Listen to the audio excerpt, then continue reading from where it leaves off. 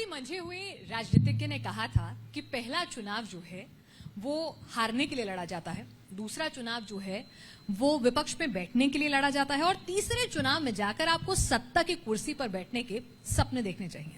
लेकिन एक नाम अरविंद केजरीवाल, जिन्होंने अपने पहले ही चुनाव में इस फलसफे को धराशाही कर दिया और न सिर्फ धराशाही कर दिया बल्कि 10 सालों में 3 चुनाव की जीत अपने नाम की और अब ताल ठोक रहे हैं गुजरात में।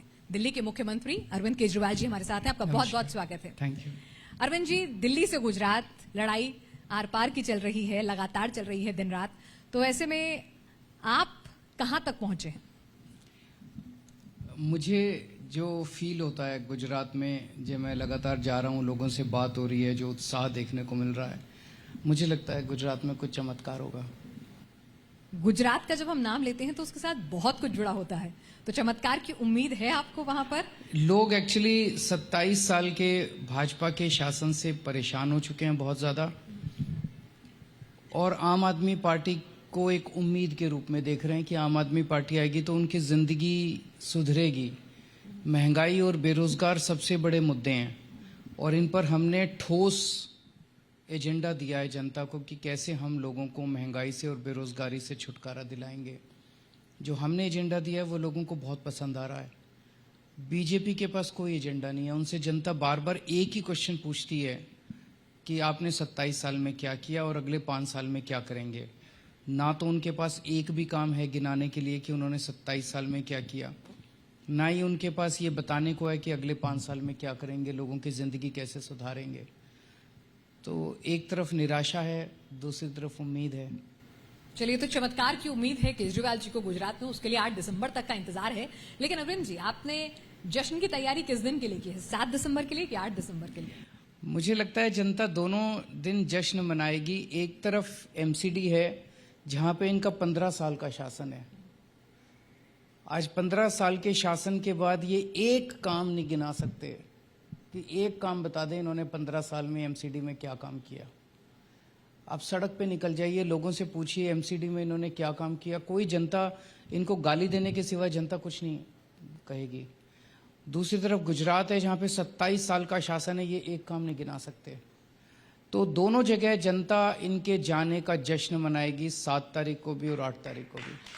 मतलब आपको डबल जश्न की तैयारी है आपके हिसाब से, इतने कॉन्फिडेंट हैं आप? जनता जश्न मनाएगी, मैं तो एक छोटा सा आदमी हूँ, मेरी तो क्या बिसात है। अच्छा, एक बात बताइए, अगर मैं आपसे पूछूं, मतलब ठीक है, तमाम राजनेता जो हैं वो दावे भी बड़े बड़े करते हैं और तमाम चीजें होती हैं, परसेप्शन बना के रखना होता है, लेकिन अगर मैं आपसे पूछूं कि कौन सा चुनाव आपके लिए ज्यादा मुश्किल लग रहा है, गुजरात का या फिर दिल्ली की एमसीडी का? मुझे लगता है हर चुनाव मुश्किल होता है। किसी भी चुनाव को हल्के में नहीं लेना चाहिए। और जब आप जनता से बातें करते हैं, चुनाव एक संवाद होता है जनता के साथ, बातचीत होती है जनता के साथ, उसे आपको सीरियसली लेना चाहिए। मैं जाके बोल दूं कि मैं 15-15 लाख रुपए दूंगा तुम्हारे अकाउंट में, और फिर चुनाव के बाद मैं कहूं कि नहीं वो तो चुनावी जुमला था, तो आपकी विश्वसनीयता खत्म होती है। लोग आपके ऊपर भरोसा करना बंद कर देते हैं। आप कहें कि मैं 2 करोड़ रुपए 2 करोड़ जॉब्स क्रिएट करूंगा हर साल, और 5 लाख जॉब्स भी क्रिएट ना, उल्टे जॉब्स कम हो जाएं, तो आपकी विश्वसनीयता कम होती है। आम आदमी पार्टी की खासियत यह है कि हम जो बोलते हैं बहुत सोच समझ के बोलते हैं, फिर उसको पूरा जरूर करते हैं, सारे वादे पूरे करते हैं। तो ये जनता के साथ जो संवाद है, इसको सीरियसली लेना चाहिए। बिल्कुल, पहले आप एक स्लेट साफ थी, कुछ नहीं था, वादों के साथ जा रहे थे, अब आपके पास अपना रिपोर्ट कार्ड है, तो जनता टेस्ट के नंबर के हिसाब से आपको जज कर रही है, तो जनता तय करेगी। लेकिन अगर मैं बात आपसे पूछूं कि गुजरात के चुनाव की आपके अलग मुद्दे हैं, लेकिन जब एमसीडी के चुनाव की बात शुरुआत हुई थी तो आपने कहा था जो कूड़े का ढेर जो हर दिल्ली वाली के लिए एक तरह से कहें कि नासूर बना हुआ है, और कूड़े के मुद्दे पर आपने शुरुआत की थी इस चुनाव की। लेकिन जैसे जैसे चुनाव आगे बढ़ा, कूड़े का ढेर कहीं पीछे छूट गया, वो मुद्दे जो थे जो लोकल एकदम, वो कहीं पीछे छूट गए और इस चुनाव में और मुद्दे हावी होते गए। नहीं, कोई मुद्दा हावी नहीं हुआ। ये टीवी चैनल के स्क्रीन पे ही मुद्दे हावी हो रहे हैं, बाकी जनता में हावी नहीं हो रहे। जनता में आप जाके पूछ लीजिए, यहाँ भी इतनी सारी जनता आई हुई है। जनता नगर निगम में बहुत ज़्यादा परेशान हो चुकी है। दिल्ली में कहीं भी निकल जाइए, गंदगी गंदगी दिखाई देती है। सड़कें इतनी गंदी हैं, सड़कों की सफाई नहीं होती, गलियों की सफाई नहीं होती, नालियां भरी पड़ी हैं, नालियों की सफाई नहीं होती, चारों तरफ कूड़ा कचरा है, कूड़े के पहाड़ बने हुए हैं जगह जगह पूरी दिल्ली के अंदर। एक तरफ दिल्ली वाले परेशान हैं, दूसरी तरफ शर्म आती है दिल्ली में कोई भी आता है बाहर से कि क्या सोचेगा ये दिल्ली के बारे में।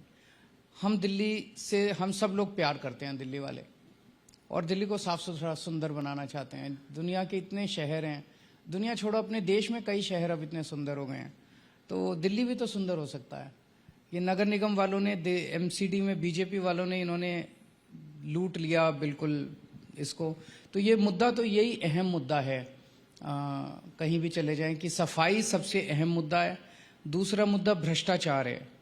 तो भ्रष्टाचार इतना ज़्यादा है नगर निगम में, इतना ज़्यादा भ्रष्टाचार है जिसकी कोई सीमा नहीं है। आप अगर कंस्ट्रक्शन कर रहे हैं, एक पर लेंटर के हिसाब से पैसे लेने पहुंच जाते हैं ये लोग, इनके नेता। तो भ्रष्टाचार को भी दूर करेंगे हम लोग, दिल्ली को भी साफ करेंगे हम लोग। इनफैक्ट मैं तो बहुत एक्साइटेड हूँ कि अब मौका मिलेगा दिल्ली की सफाई करने का। कई लोगों को ना पता नहीं है कि दिल्ली की सफाई हमारा काम नहीं है। मेरे पास आते हैं लोग, कहते हैं सर आपने स्कूल इतने अच्छे कर दिए, हॉस्पिटल इतने अच्छे कर दिए, मोहल्ला क्लिनिक बना दिए, इलाज सारा मुफ्त कर दिया, बिजली इतनी अच्छी कर दी, ये सफाई क्यों नहीं करते?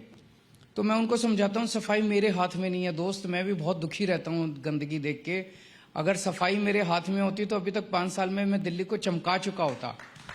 लेकिन इस बार मुझे उम्मीद है, जो लग रहा है माहौल से, कि एमसीडी हमारे कंट्रोल में आएगी, बीजेपी से छुटकारा मिलेगा तो दिल्ली को साफ भी करेंगे, भ्रष्टाचार से मुक्ति दिलाएंगे। और जो कर्मचारियों को तनख्वाह नहीं देते ये लोग, सारा पैसा खा जाते हैं, जितना पैसा दिल्ली सरकार देती है सारा पैसा खा जाते हैं ये लोग। तो कर्मचारियों को भी मैं सबको आश्वासन देना चाहता हूं, हमारे अंडर में आएगी तो आपको हर महीने की तनख्वाह महीने के पहले हफ्ते में आपके अकाउंट में पहुंच जाएगी, आपको चिंता करने की जरूरत नहीं है। जितने व्यापारी हैं वो बहुत दुखी हैं नगर निगम से। व्यापारियों को बहुत ज्यादा काम पड़ता है नगर निगम से, बहुत ज्यादा। किसी की भी दुकान सील कर देते हैं, फिर डी सील करने के पैसे मांगते हैं, लाइसेंस देने के पैसे मांगते हैं। इसको पूरे सिस्टम को ऑनलाइन करेंगे, पूरे सिस्टम को ट्रांसपेरेंट करेंगे। और जैसे दिल्ली सरकार के कई विभागों में अब आपको जाने की जरूरत नहीं है, घर बैठे आपका काम होता है, ऐसे ही नगर निगम के सारे काम आपके घर बैठे हुआ करेंगे। तो व्यापारियों को भी हम वो पहुंचाएंगे, राहत पहुंचाएंगे। नगर निगम की बहुत सारी सड़कें हैं, इनफैक्ट 85% गलियां और सड़कें दिल्ली की नगर निगम के अंडर में आती हैं, सारी टूटी पड़ी हैं, कोई रिपेयर ही नहीं हुई है, कई सालों से रिपेयर नहीं हुई है। इनफैक्ट जितनी भी आपके घर के सामने की सड़क है या वो नगर निगम की होगी, जो बड़ी सड़कें हैं वो दिल्ली सरकार की हैं, उनको भी ठीक कराना है अपने को। रेहड़ी पटरी वाले हैं, उनकी जिंदगी हराम हो चुकी है, इतने पैसे दे दे के सभी कर उनको पैसे देते हैं। उनको इज्जत की जिंदगी देंगे, उनको ऑर्गेनाइज करेंगे, हॉकिंग जोन्स बनाएंगे, वेंडिंग जोन्स बनाएंगे और उनको लाइसेंस देंगे ताकि उनको कोई परेशान ना कर सके, उनसे कोई रिश्वत ना मांगे और कूड़ा कचरा ना हो। हॉकिंग हो, वेंडिंग हो, लेकिन वो ऑर्गेनाइज्ड तरीके से हो, कूड़ा कचरा ना हो। आपने एक बार फिर से कूड़े का जिक्र किया है, सारे आपने तमाम चीजें की हैं, प्लान अच्छा है, एग्जीक्यूट हो तब जनता को भरोसा ज्यादा आएगा। लेकिन एक जो चीज है वो मैं आपसे समझना चाहती हूँ कि उसके लिए आपका प्लान क्या है। वो जो कूड़े का पहाड़ जो दिल्ली में खड़ा हुआ दिखता है, बहुत सारे लोग आए, सांसद ने अपने दावे किए, कई लोगों ने, मिनिस्टर्स ने अपने दावे किए, लेकिन वो कूड़े का पहाड़ थोड़ा बहुत सरकता है फिर उतना ही बड़ा हो जाता है। बिल्कुल सही कह रही हैं आप। तो वो कैसे, उसके लिए आपका प्लान क्या है कि 5 साल बाद जब आप और मैं यहाँ बैठे हों तो वो पहाड़ जो है वो नहीं दिखना चाहिए? बिल्कुल नहीं दिखेगा। इसके लिए है मैं बताता हूँ आपको, इसके लिए नीयत की जरूरत है। It's not a rocket science. ऐसा नहीं है आज जब इंसान चांद पे पहुंच गया तो एक कूड़े का पहाड़ तो बड़े आराम से ठीक हो ही सकता है। जब हमारी दिल्ली में नई नई सरकार बनी थी, लोगों को यकीन नहीं होता था जो हमने वादे, हमने कहा था स्कूल सबसे चैलेंजिंग, बाकी सारी चीजें करी हमने, बिजली मुफ्त कर दी, 24 घंटे बिजली नहीं आती थी वो ठीक कर दी, अस्पताल ठीक कर दिए। सबसे चैलेंजिंग था स्कूलों को ठीक करना, पढ़ाई को ठीक करना, टीचर्स को मोटिवेट करना। और आज दिल्ली के स्कूल जो हैं वो देश नहीं दुनिया के लिए मिसाल बन गए हैं। पूरे दुनिया में दिल्ली के स्कूलों की चर्चा हो रही है। तो जब दिल्ली के स्कूलों का परिवर्तन कर दिया और आज दिल्ली के अंदर गरीबों के बच्चे डॉक्टर बन रहे हैं, वकील बन रहे हैं, बिजनेसमैन बन रहे हैं, इंजीनियर बन रहे हैं, कूड़े का पहाड़ क्या चीज़ है, वो भी ठीक हो जाएगा। चलिए, तो यहाँ पॉजिटिव नोट पे है, लेकिन एक नेगेटिव नोट भी निकल कर आ रहा है इस पूरे इलेक्शन कैंपेन में, जो आता है जेल से और वहां से आ रहे कुछ वीडियोस से। और आपको लगता है कि जिस तरह से बीजेपी उन वीडियोस पर, जेल विवाद पर एक बहुत अग्रेसिव अप्रोच जो उसने रखी हुई है, तो उससे कहीं ना कहीं जो आपकी आम आदमी पार्टी की एक छवि थी साफ सुथरी ईमानदार, उसको कुछ धक्का लग रहा है? बिल्कुल धक्का नहीं लग रहा है। हमारे आजकल डोर टू डोर कैंपेन चल रही है पूरी दिल्ली में और हमारे कार्यकर्ता घर घर जा रहे हैं। मैं रोज रिपोर्ट लेता हूँ, एक भी आदमी ने क्वेश्चन नहीं किया कि ये सतेंद्र जैन का क्या मामला है, मनीष सिसोदिया का क्या मामला है। सब कह रहे हैं कि बीजेपी वालों के पास जवाब नहीं है। 15 साल लूट लिया इन्होंने नगर निगम को, और 15 साल के बाद जब जनता इनसे हिसाब मांग रही है कि तुमने क्या किया, कितना लूटा, कितना खाया, तो फिर वो एक दिन सतेंद्र जैन का वीडियो ले आते हैं, कभी टिकटों का वीडियो ले आते हैं, कभी कहते हैं मनीष सिसोदिया ने 10,000 करोड़ रुपए खा लिए, कभी कुछ कीचड़ फेंक रहे हैं। लेकिन ऊपर वाले की कृपा है, कीचड़ चिपक नहीं रहा। जनता जानती है कि केजरीवाल कुछ भी हो सकता है, बेईमान नहीं हो सकता। केजरीवाल की टीम कुछ भी हो सकती है, बेईमान नहीं हो सकती। हम जिद्दी हैं, बेईमान नहीं है, और भ्रष्टाचार को खत्म करने के इरादे से आए हैं। जान चली जाएगी लेकिन ईमानदारी के साथ कॉम्प्रोमाइज नहीं होगा। तो आपको लगता है कि आपका जो जनता है, वोट बैंक है, उसने इस बात को बिलीव किया हुआ है और उनको कोई असर नहीं डालेंगे ये तमाम वीडियोस और तमाम कंट्रोवर्सीज? देखिए, जब आप अच्छा काम करते हैं तो सारी ताकतें, जो हमने दिल्ली में सरकारी स्कूलों को ठीक किया, बहुत बड़ा एजुकेशन माफिया दिल्ली के अंदर काम कर रहा था, इन पार्टियों के साथ मिलके पार्टियों की फंडिंग करता था इनकी, उसे तो अच्छा नहीं लग रहा ना। हमने अस्पताल फ्री कर दिए, सारी दवाइयां फ्री कर दी। पहले सरकारी अस्पताल में कोई जाता था, डॉक्टर कहता था वो अस्पताल के सामने जो दुकान है वहां से ले लेना, टेस्ट भी नहीं होते थे। अस्पताल, सरकारी अस्पताल के सामने इतनी सारी एक्सरे की दुकानें खुली होती थी, टेस्ट की दुकानें खुली होती थी, दवाइयों की दुकानें खुली होती थी। आदमी को वहां से पर्ची लेके, और सारे काम बाहर होते थे, सारी दुकानें बंद हो गई।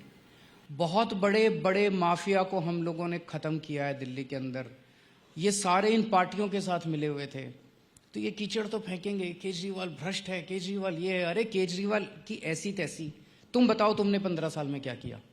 अपना काम नहीं बताते, तुम अपने काम पे चुनाव लड़ो ना। अपना काम नहीं बताते 15 साल में क्या किया। इनसे पूछो 15 साल में क्या किया, कहते हैं कि केजरीवाल को चुन चुन के गालियां दी, बस ये किया इन्होंने। चुन चुन के भ्रष्टाचार किया, केजरीवाल के खिलाफ फर्जी स्टिंग निकाले, केजरीवाल के मंत्रियों के ऊपर झूठे आरोप लगाए, ये किया बस इन्होंने 15 साल। इनसे पूछो 5 साल क्या करोगे, कहते हैं और गंदी गंदी गालियां देंगे केजरीवाल को। ऐसी पार्टी को कोई क्यों वोट देगा? वो लोगों की जिंदगी कैसे सुधारेंगे? और मेरे बारे में पूछो, केजरीवाल ने क्या, सारी दिल्ली कहेगी बिजली मुफ्त कर दी, सारी दिल्ली कहेगी पानी मुफ्त कर दिया, सारी दिल्ली कहती है 24 घंटे बिजली कर दी, स्कूल अच्छे कर दिए, अस्पताल अच्छे कर दिए, हमारी सड़कें बना दी। आपने मुफ्त की राजनीति की बात की है, तो उसको लेकर ठीक है, जनता खुश हो सकती है, लेकिन उन फ्रीबीज को लेकर आपकी आलोचना भी होती है। प्रधानमंत्री नरेंद्र मोदी ने नाम लिए बगैर रेवड़ी कल्चर को बहुत क्रिटिसाइज किया और उनका इशारा दिल्ली मॉडल ही था। तो आपको लगता है कहीं ना कहीं ये जो फ्रीबीज है, ये इकोनॉमी के लिए और उसके लिए वाकई में जिस तरह से इसको लेके कहा जाता है? देखिए, फ्री की रेवड़ी तो मोदी जी भी बांटते हैं और फ्री की रेवड़ी मैं भी बांटता हूं, हम दोनों बांटते हैं। फर्क ये है कि मोदी जी अमीरों को देते हैं फ्री की रेवड़ी, मैं जनता को देता हूं फ्री की रेवड़ी। हमारे देश के अंदर कई ऐसे अरबपति खरबपति हैं जिन्होंने बैंकों से करोड़ों हजारों करोड़ों के लोन लिए। जब लोन वापस करने की बात आई तो उनकी नीयत खराब हो गई। प्रधानमंत्री मोदी जी ने ऐसे लोगों के लोन माफ कर दिए। एक आदमी का 10,000 करोड़ रुपए का लोन माफ कर दिया, एक का 15,000 करोड़ का लोन माफ कर दिया। ऐसे कर करके 10 लाख करोड़ लोगों रुपए के लोन माफ कर दिए प्रधानमंत्री मोदी जी ने। ये फ्री की रेवड़ी है। अरबपति दोस्तों को रेवड़ी बांटते हैं। मैं जनता की 300 यूनिट बिजली मुफ्त कर देता हूं, मैं जनता को पानी मुफ्त। इतनी महंगाई हो रही है यार, अगर किसी के जेब में 2 पैसे बच गए, उसने अपने बच्चे को रात को दूध पिला दिया, अच्छे फल खिला दिए, मैं उनके जेब में पैसे डाल रहा हूं, उनके लिए अच्छे स्कूल बना देता हूं। उनके बच्चे डॉक्टर बन रहे हैं, इंजीनियर बन रहे हैं, उनके बच्चों को अच्छा भविष्य मिल रहा है, मैं उनके लिए अस्पताल बना देता हूं। तो प्रधानमंत्री जी कहते हैं कि केजरीवाल रेवड़ी बांट रहा है। केजरीवाल देश बना रहा है। जब मैं अच्छे स्कूल बनाता हूं तो देश का निर्माण होता है, राष्ट्र का निर्माण होता है। फर्क हम दोनों में रेवड़ी हम दोनों बांट रहे हैं। वो अरबपतियों को रेवड़ी बांट रहे हैं, मैं गरीब जनता को रेवड़ी बांट रहा हूं। चलिए, आपके पुराने जो सवाल का जवाब था उस पर वापस आते हैं कि जिस तरह से आप कह रहे हैं कि दिल्ली में क्योंकि आप काम अच्छा कर रहे हैं और आप आगे बढ़ रहे हैं, तो कहीं ना कहीं रोकने के लिए पूरा एग्रेसिव कैंपेन जो चलाया जा रहा है, तो आपको लगता है कि बीजेपी कहीं ना कहीं आपकी दिल्ली में घेराबंदी कर रही है, करना चाहती है, ताकि आप दिल्ली से बाहर ना निकल सकें? इस देश की जनता नेगेटिव राजनीति पसंद नहीं करती। लोग पॉजिटिव काम चाहते हैं। जिस तरह से ये लोग रोज हमारे खिलाफ उलट सुलट स्टिंग लेके आते हैं, दिल्ली के काम रोकते हैं, एलजी साहब के जरिए काम रोकते हैं, ये लोग ये पसंद नहीं करते। लोग कहते हैं भाई इनको भी काम कर देना तो तुम भी काम करो जो तुम्हारा काम है। एलजी साहब को संविधान ने काम दिया है कि दिल्ली पुलिस उनके पास है, क्राइम रोकें। रोका क्राइम उन्होंने? क्राइम की तो बात ही नहीं करते। सुबह से शाम तक हमारे दिल्ली वालों के काम रोकते रहते। अब इन्होंने बताओ योगा क्लासेस बंद करा दी दिल्ली के अंदर। मैंने योगा क्लासेस जगह जगह फ्री में योगा क्लासेस पूरी दिल्ली में शुरू करी थी। पार्कों के अंदर बुजुर्ग, महिलाएं, बच्चे, युवा खूब योगा करने लगे थे। 17,000 लोग पिछले 1 साल से योगा कर रहे थे। एलजी साहब ने फाइल मंगा के और योगा की क्लासेस बंद करा दी। योगा की क्लास कौन बंद कराता है यार? पाप लगता है, गंदी बात है। मतलब किसी का, हमारे हिंदू धर्म में लिखा है कि किसी को फ्री में शिक्षा दो उससे धर्म होता है, किसी का फ्री में इलाज कराओ उसका धर्म होता है, पुण्य होता है। किसी की स्वास्थ्य अच्छा हो रहा है, योगा क्लासेस से लोगों का स्वास्थ्य अच्छा हो रहा था, वो योगा क्लासेस बंद करा दी इन लोगों ने। और ये लोग किस मुंह से वोट मांगने जाएंगे? और दूसरा इशू ये उठता है कि हम जनतंत्र में रह रहे हैं कि तानाशाही में रह रहे हैं। जनतंत्र के अंदर जनता मुख्यमंत्री को चुनती है, सरकार को चुनती है, सरकार जनता के प्रति जवाबदेह होती है, और एक आदमी एलजी के रूप में आता है और वो कहता है मैं चलाऊंगा दिल्ली, मैं औरंगजेब दिल्ली का, और ये दिल्ली मेरी सल्तनत है और दिल्ली का, और मैं दिल्ली मैं चलाऊंगा। ऐसे थोड़ी होता है यार। अब मैं दिल्ली का मुख्यमंत्री अगर एक योगा ना करा पाए अपने दिल्ली के लोगों को, तो मुझे लगता है पूरे सिस्टम में कुछ ना तो कुछ तो गड़बड़ है। इसका समाधान तो निकालना चाहिए। फिर ये जनतंत्र नहीं है, फिर ये तानाशाही है, और अंग्रेजों से भी ज्यादा बदतर। और इसके लिए हमने आजादी की लड़ाई नहीं लड़ी थी। नहीं, लेकिन अरविंद जी, अगर एलजी साहब आपको दिल्ली नहीं चलाने दे रहे, आप कह रहे हैं कि बहुत सारे छोटे छोटे कामों में भी रोक टोक लगाते हैं, तो एमसीडी में अगर आपकी जीत होती है और आप सत्ता में आते हैं, तो फिर एमसीडी का कामकाज कैसे करेंगे? वहां तो यही हर्डल्स आएंगी। देखो, तो सारे इन्होंने 7 साल में इतने अड़चन अड़ाई सारा काम करा दिया कि नहीं कराया? देर हो जाती है। अब इन्होंने योगा क्लासेस रोकी, मैंने जनता से चंदा इकट्ठा करके योग शुरू करा दिया। चल रही है योगा। काम नहीं रुकने दूंगा मैं दिल्ली का, कुछ भी हो जाए किसी भी हालत में काम, दिल्ली वालों का काम नहीं रुकने दूंगा। स्कूल भी बनेंगे, अस्पताल भी बनेंगे, मोहल्ला क्लिनिक भी, जितना जोर लगा लेंगे। जब हम कुछ नहीं थे, जब हम एक्टिविस्ट थे, एनजीओ चलाते थे, तभी सारा काम करा लेते थे। अब तो भगवान ने, ऊपर वाले ने एक कुर्सी तो दे दी कम से कम, तो काम तो सारे करा लेंगे। पहली चीज। दूसरी चीज, नगर निगम में एलजी साहब का हस्तक्षेप नहीं है, कानूनन नहीं है, तो एलजी साहब नगर निगम में कुछ नहीं कर पाएंगे। वहां पर काम में कभी एलजी साहब का अगर कोई काम नहीं हुआ तो सीधे आपसे बात होगी। अभी भी मेरे से ही बात करो। एलजी साहब का नहीं, अभी भी नहीं आएगा कि एलजी साहब नहीं करने दे रहे। नहीं, अभी भी सारी जिम्मेदारी मैं ही ले रहा हूँ, उनसे मैं करा के लाऊंगा। आप चिंता करा क्यों करते हैं? एक बार इन्होंने सीसीटीवी कैमरों की फाइल, पूरे दिल्ली में आज सीसीटीवी कैमरे हमने लगाए हैं महिलाओं की सुरक्षा के लिए। और आपको जान के ताज्जुब होगा, पूरी दुनिया में सबसे बड़ा सीसीटीवी कैमरों का नेटवर्क दिल्ली के अंदर है। न्यूयॉर्क से भी ज्यादा है, वॉशिंगटन से भी ज्यादा, लंदन से भी, पेरिस से भी, टोक्यो से भी ज्यादा सीसीटीवी कैमरे पर स्क्वायर किलोमीटर में। सीसीटीवी कैमरे सबसे ज्यादा दिल्ली में। हमने 2-3 साल पहले फाइल भेजी एलजी साहब को इसकी, 2 साल लेके बैठ गए, 2 साल। फिर आपको याद होगा, मैं, मनीष जी और गोपाल जी उनके घर में जाके अंदर उनके ड्राइंग रूम में हम धरने पे बैठ गए थे 10 दिन के लिए, फाइल साइन करा के लाए।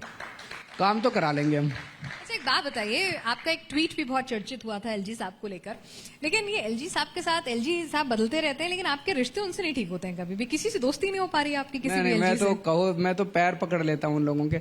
उनकी भी, एलजी साहब की भी मजबूरी है, उनको ऊपर से बोला जाता है। अगर वो मेरे काम ना रोकें तो प्रधानमंत्री जी उनको हटा देंगे। अच्छा। वो तब तक हैं जब तक वो मेरे काम में अड़चन अड़ाते हैं। मेरी सभी एलजी जितने थे सबसे अच्छे रिश्ते थे पर्सनल, व्यक्तिगत तौर पे। मेरे को किसी से गिला शिकवा नहीं है, मेरे को कौन सा किसी से कुछ लेना है, काम कराने हैं। लेकिन उन लोगों की मजबूरी है, एलजी साहब की मजबूरी है, जब तक वो मेरे काम में अड़चन अड़ा रहे हैं तब तक प्रधानमंत्री जी उनको एलजी रहने देते हैं, नहीं तो अगले दिन प्रधानमंत्री। किसी ने अगर मेरे से दोस्ती कर ली, मैं तो बहुत कोशिश करता हूँ सबसे दोस्ती करने की, लेकिन अगर किसी ने दोस्ती कर ली तो प्रधानमंत्री जी छोड़ेंगे नहीं फिर उसको। तो ऐसे एक और नाम, चलिए दोस्ती की बात आई तो एक और नाम जो है इस बार दिल्ली की राजनीति में बहुत चर्चित रहा और उनकी लिखी हुई चिट्ठियां जेल से, ठग सुकेश चंद्र जी का। बीजेपी कह रही थी कि आपने उनको भी कमिट किया था कि बड़ी अच्छा, अब एक चीज बताइए आप, 15 साल राज करने के बाद अगर ये लोग कहते हैं कि हम दुनिया की सबसे बड़ी पार्टी हैं, दुनिया की सबसे बड़ी पार्टी को वोट मांगने के लिए एक ठग का सहारा लेना पड़े, तो इससे बड़ी दुर्दशा किसी पार्टी की हो नहीं सकती। मतलब जिस तरह से वो उसके चरणों में बिछी हुई है सारी की सारी भाजपा, मुझे तो लगता है अब इनको उसको अपनी पार्टी का राष्ट्रीय अध्यक्ष बना देना चाहिए और गुजरात में एक स्टार प्रचारक के रूप में भेजना चाहिए गाली देने के लिए मेरे को, क्योंकि बीजेपी वालों से ज्यादा अच्छी गाली वो दे लेता है मुझे। इनको एक ही काम आता है बस, केजरीवाल को सुबह से शाम तक गाली देना, केजरीवाल को सुबह से शाम तक गाली देना, तो वो भी अच्छी गाली देता है, उसको अपना स्टार प्रचारक बना लें ये लोग। केजरीवाल जी, देखिए आरोप तो आपने भी, जब आप एक्टिविस्ट थे उसके बाद जब सत्ता में आए आरोप लगाए। राजनीति जो है आरोपों का प्रत्यारोपों का खेल है, इसमें कोई दोहराई नहीं है। लेकिन आपको लगता है कि चाहे सत्येंद्र जैन जी का मामला हो, एक्साइज पॉलिसी का मामला हो, मनीष सिसोदिया का जो पूरा उनके साथ विवाद हुआ, तमाम ये जो चीजें हुई, कहीं ना कहीं भ्रष्टाचार के मुद्दे को लेकर विपक्ष को आपको घेरने का मौका मिला? नहीं, उनको कीचड़ रोज फेंकते हैं जैसा मैंने बताया। अच्छा, मैं आपको चैलेंज करता हूँ, परसों कौन सा वीडियो आया था आप बताओ, याद है? परसों आया उसके पहले वाले दिन कौन सा आया था? याद है? रोज एक वीडियो निकलता है, किसी को पता ही नहीं, किसी को लेना देना नहीं, नौटंकी चल रही है, लोग कहते हैं। लेकिन लगातार आते रहते हैं, तो कहीं आपको लगता है कि जो एक इमेज थी कि भाई आम आदमी पार्टी जो है भ्रष्टाचार जनता को रोकने के लिए उठी हुई पार्टी थी, नहीं, बिल्कुल इंडिया नहीं। अगेंस्ट करप्शन, वो जो पूरा का पूरा मुहिम जैसा जिस तरह मैंने से कहा कि ये लोग कीचड़ फेंकने की रोज कोशिश करते हैं, कीचड़ चिपकता नहीं है, वो करेंगे। अन्ना जी भी जैसे कहते थे कि अन्ना जी की पूरी जिंदगी जो है वो एक बहुत ही ईमानदार और एक सिंपल लिविंग के तौर पे मानी जाती है, वो भी बार बार कहते थे कि कीचड़ फेंकते, अन्ना जी पे कीचड़ फेंकते थे। इन्होंने, इस दुनिया बड़ी बेरहम है, इस दुनिया ने किसी को नहीं छोड़ा, हम तो बहुत नाचीज हैं। तो जो भी अच्छा काम करने की कोशिश करेगा, जो भी सच्चाई के रास्ते पे चलने की कोशिश करेगा, उसी के ऊपर कीचड़ फेंका जाएगा, उसको तरह तरह से अत्याचार किया जाएगा।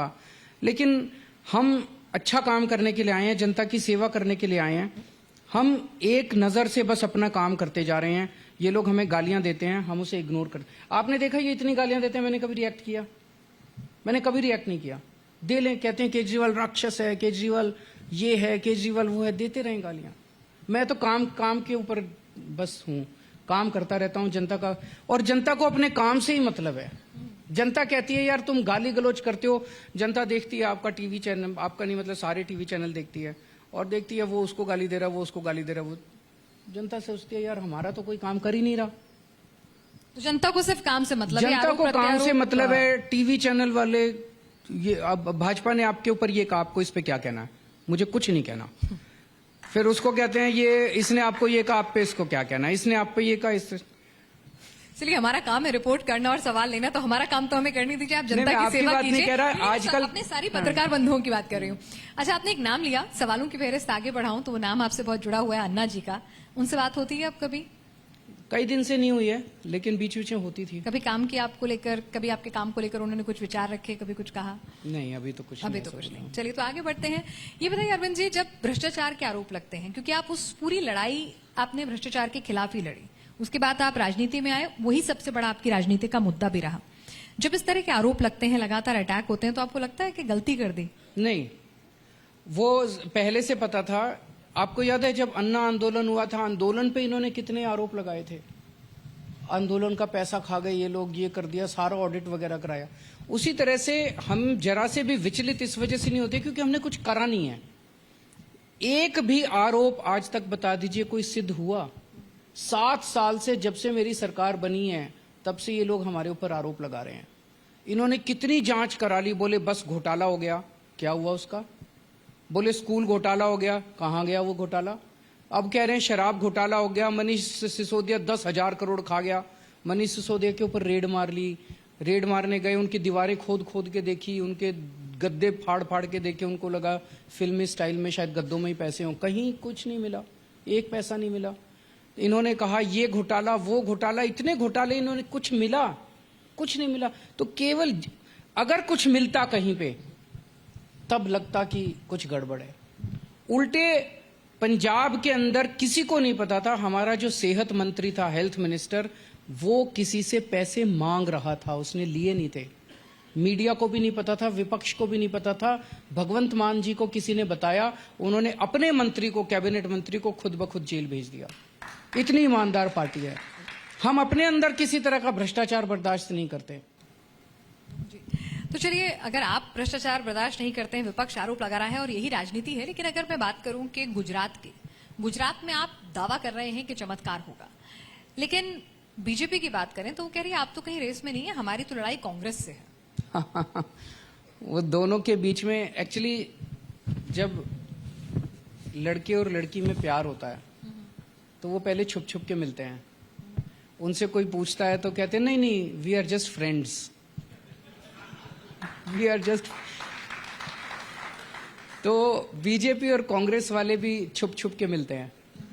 उनसे कोई पूछता है तो कहते हैं नहीं नहीं, वी आर जस्ट फ्रेंड्स। मेरा उनको कहना अब शादी कर ही लो यार, टाइम आ गया। तो वही टपक रहा है, उनका प्यार टपकता है जब वहां पे उनके नेता बीजेपी के जाते हैं नहीं नहीं हमारा मुकाबला तो कांग्रेस से है, ये बीच में कौन आ गया। कांग्रेस वाले कहते हैं नहीं नहीं।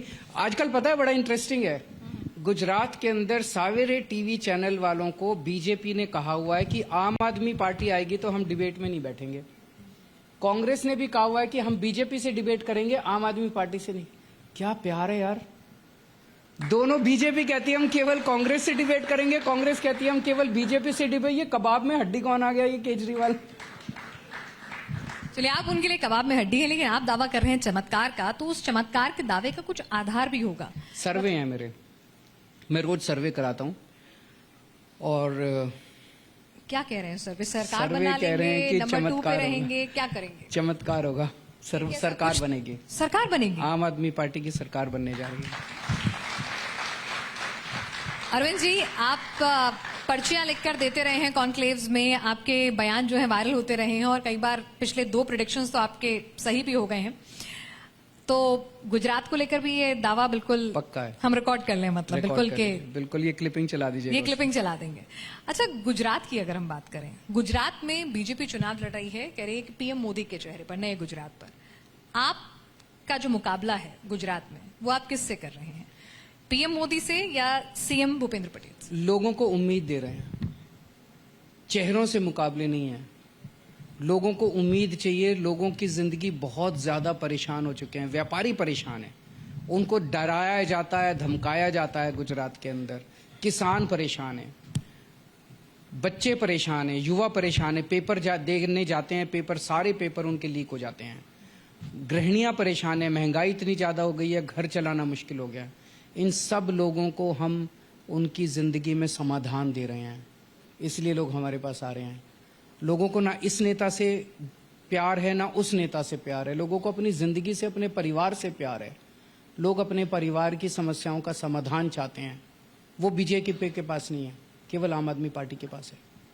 अच्छा, एक बात बताइए कि पिछली बार आपने पंजाब के इलेक्शन में आपने जब कहा था कि वहां के सीएम जो हैं चन्नी साहब, वो दोनों सीटों से हारे थे और आपने प्रेडिक्शन कर दी थी, और जबकि उनकी रैलियों में अच्छी खासी भीड़ भी जुट रही थी, तब भी आपने कहा था कि कितनी भी भीड़ जुटा लो, दोनों सीटों से हारेंगे। इस बार गुजरात के सीएम के लिए कोई प्रेडिक्शन है? अभी मैं कुछ नहीं कहना चाहता। सीटों की प्रेडिक्शन या भी थोड़े दिन और सीटों का मैंने कहा, सरकार बन रही है तो जाहिर तौर पे हमारी 92 से ज्यादा ही आएंगे। चलिए ठीक है, ये वाली प्रेडिक्शन आपकी सही निकलती है कि नहीं, इसका इंतजार रहेगा। लेकिन ये बताइए कि एक बार एक आपके कैंपेनिंग में, आपके बयानों में एक चेंज हम लोग ऑब्जर्व कर रहे हैं कि पहले आप पीएम मोदी को बहुत एग्रेसिवली टारगेट करते थे, अब आप उनको टारगेट नहीं करते, तो उसकी कोई खास वजह, स्ट्रैटेजी चेंज की? जैसा मैंने कहा, मैंने भी रियलाइज किया, इस देश की जनता नेगेटिव राजनीति नहीं चाहती। ये लोग जो गाली गलौज कर रहे हैं, इसका इनको भारी नुकसान भुगतना पड़ेगा। इस देश की जनता पॉजिटिव राजनीति चाहती है। जनता कहती है तुम अपना काम बताओ, तुम क्या करोगे, तुमने क्या किया और तुम क्या करोगे, बाकियों से हम निपट लेंगे। तो अब कई सालों से हम और हमारी पार्टी केवल और केवल पॉजिटिव राजनीति कर रही है। आज तक भारत के इतिहास में 75 साल में किसी शख्स ने जाके लोगों को ये नहीं कहा मैं तुम्हारे स्कूल बनवा दूंगा, तुम्हारे बच्चों की अच्छी पढ़ाई कर दूंगा, मेरे को वोट दो। किसी ने कहा? किसी ने नहीं कहा। जनता को यही आप मेरा कोई भाषण उठा लो गुजरात के अंदर, पंजाब के अंदर, हर भाषण में मैं ये कहता हूं मैं तुम्हारे बच्चों के स्कूल बनवा दूंगा, मेरे को वोट दो। लोगों को अजीब लगता है, यार ये क्या आदमी है, ये क्या नेता है। राजनीति में तो गालियां देते हैं, ये तो गाली भी नहीं देता, ये तो स्कूल बनाने की बात करता है, ये तो अस्पताल बनाने की बात करता है, ये तो कह रहा है बिजली ठीक कर दूंगा, बिजली फ्री कर दूंगा। ऐसा तो आज तक कभी किसी नेता ने। लोगों को ये बहुत अचंभित हो रहे हैं, लोगों को अच्छा लग रहा है कि ऐसी बातें भी होती है राजनीति में। ये नई किस्म की राजनीति है। ये नई किस्म की राजनीति करते करते एक चीज से, आपके एक स्टैंड से लोग अचंभित रह गए थे, वो था कि शिक्षा, स्कूल, विकास, बिजली, रोजगार से आप लक्ष्मी गणेश पर पहुंच गए, नोटों वो पर। भी अच्छी बात है। नहीं, पर कैसे हुआ ये? क्या स्ट्रैटेजी थी? किसी ने कहा कि कभी चुनाव में बजरंग बली की याद करना, फिर तीर्थ यात्रा, फिर उसके बाद लक्ष्मी गणेश की फोटो। क्या केजरीवाल साहब हिंदूवादी एजेंडे पे निकल चले हैं? नहीं नहीं, हिंदू हूं तो हिंदूवादी तो करूंगा ही। मैं हिंदू होके मेरे को इसमें कोई शर्म की बात थोड़ी है। I am a proud Hindu, तो इसमें कोई छुपने की बात नहीं है। मैं आस्तिक आदमी हूं, भगवान में यकीन करता हूं, काम करता हूं, मेहनत करता हूं, खूब मेहनत करता हूं, ईमानदारी से चलता हूं, साफ नीयत है, देशभक्त हूं। लेकिन जब तक ऊपर वाले का आशीर्वाद नहीं होगा, ये सारा धरा रह जाता है। आपकी मेहनत, कई बार आप देखते हैं ना, मेहनत कर रहे हैं, फल ही नहीं आ रहा। बच्चा पढ़ रहा है, लेकिन रिजल्ट ही नहीं आते। ऊपर वाले का जब तक आशीर्वाद नहीं होता ना, तब तक मेहनत तो करनी चाहिए। God helps those who help themselves. मेहनत तो करनी चाहिए, लेकिन मेहनत का फल तो तभी आएगा जब ऊपर वाला आशीर्वाद। तो मेरा ये कहना था, हमारा देश इतना मेहनत कर रहा है, अगर ऊपर वाले का आशीर्वाद लेने के लिए नोट पे लक्ष्मी जी और गणेश जी की तस्वीर आ जाए तो ऊपर वाले का आशीर्वाद भी मिलेगा। पर पता नहीं बीजेपी वालों को क्या तकलीफ थी, बीजेपी ने इतना विरोध किया, नहीं लक्ष्मी गणेश की तस्वीर नहीं होनी चाहिए, नहीं होनी चाहिए। उनको क्या प्रॉब्लम है लक्ष्मी जी और गणेश जी से? नोट पे मतलब फिर तो ऐसे हर धर्म के लोग अगर अपनी अपनी तस्वीर छपाने लग जाएंगे तो दिक्कत हो जाएगी। देश हमारा सेकुलर है। नहीं, सेक्युलर है। इंडोनेशिया देखिए, सारे धर्म उठा के देख लो। अगर मैं आपसे एक ही क्वेश्चन पूछूं, वेल्थ की देवी या देवता कौन है? लक्ष्मी जी है। तो इंडोनेशिया मुस्लिम कंट्री है, 85% जनता मुस्लिम है, लेस देन 2% जनता हिंदू है। उन्होंने अपने नोट पे गणेश जी की तस्वीर लगा रखी है।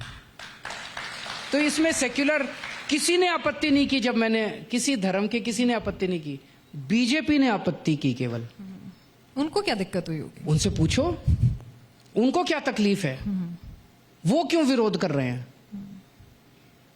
चलिए ठीक है, बीजेपी की खूब बात हो गई, प्रोग्रेसिव राजनीति की बात हो गई, आप पर जो तमाम आरोप लगे, जो वीडियोस आए, जेल, भ्रष्टाचार, सबकी बात हो गई। एक और पार्टी है देश में जिसने 70 साल राज किया है देश पर, उनकी एक यात्रा चल रही है, भारत जोड़ो यात्रा, और राहुल गांधी उस यात्रा को, उनकी मेहनत को, उसको किस तरह से अरविंद केजरीवाल बतौर राजनीतिज्ञ देखते हैं? नहीं, मैं राहुल जी को अपनी शुभकामनाएं भेजता हूं, उनकी यात्रा सफल हो। आपको लगता है कि उससे भारत जुड़ रहा है? जिस तरह से उन्होंने पूरा कैंपेन चलाया, उस यात्रा को आप भी फॉलो कर रहे होंगे, आई एम श्योर। मतलब मेरे को बहुत ज्यादा टाइम नहीं मिलता, पर मेरी शुभकामनाएं हैं। जो मिशन लेके चले हैं वो मिशन सक्सेसफुल हो। अगर भारत जुड़ता है, भारत एक होता है, अच्छी बात है। केजरीवाल जी, आप हमारे साथ इस पूरी चर्चा में शामिल हुए, इस पूरे इंटरव्यू में, और आपने तमाम मैं एक चीज सारे दिल्ली के दर्शकों को बोलना चाहता हूं। दिल्ली में आम आदमी पार्टी की सरकार है। अब नगर निगम में भी लगभग तय है कि हमारी सरकार बनने जा रही है। तो अब सारे काम हम कराएंगे, आम आदमी पार्टी कराएगी, चाहे नगर निगम का काम हो, चाहे दिल्ली सरकार का काम हो। आप गलती से भी दूसरी पार्टी के काउंसलर को मत इलेक्ट कर लेना, आपके सारे काम बंद हो जाएंगे। क्यों? वो तो लड़ेगा बैठ के, उन्होंने काम, मेरे घर के बाहर धरने देगा वो बैठ के, काम तो कराएगा नहीं। तो आपको दूसरी पार्टी से जितना प्यार हो सकता है आप दूसरी पार्टी के समर्थक हो, वोटर हो, लेकिन इस चुनाव में अपनी सोचो। अगर आपने किसी दूसरी पार्टी के बंदे को काउंसलर बना दिया, आपके 5 साल के लिए आपको बहुत मुश्किल हो जाएगी।